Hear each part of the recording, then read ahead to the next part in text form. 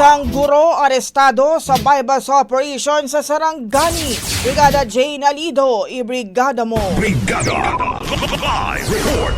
Arestado ang isang public teacher ng Glan, Sarangani Province sa isinagawang bypass operation ng kapulisan ng Glan. Sa pamamagitan ng phone interview, sinabi ng hepe ng Glan Police Station na si Police Lieutenant Colonel Jovinson Bayona, isinagawa nila ang operasyon sa National Highway sa Barangay Glan Padido matapos makatanggap ng impormasyon na sangkot sa iligal na droga ang elementary teacher ng Datalbukay, Glan na si alias Joseph. Sa salaysay ng hepe, mailap ang nasabing guro at mabuti na lang pumayag ito na makipagtransaksyon sa undercover na pulis na nagresulta sa pagkahuli nito at na-recover sa kanyang posisyon ang tinatayang nasa 20,000 pesos na halaga ng pinaniniwalaang shabu at maharap ito sa kasong may kinalaman sa ipinagbabawal na droga. Matagal na rin umano nilang minamanmanan si alias Joseph matapos lumabas ang kanyang pangalan sa aktibidad ng iligal na droga. Matapos ang nangyari,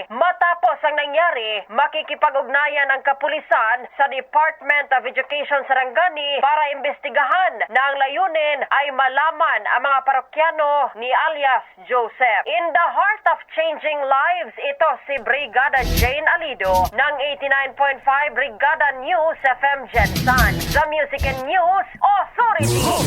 Ang bahaging ito ay hatid sa atin ng Yummy-Vit ES3 Syrup. Simulang tuparin ang pangarap ng iyong anak. And stunting now,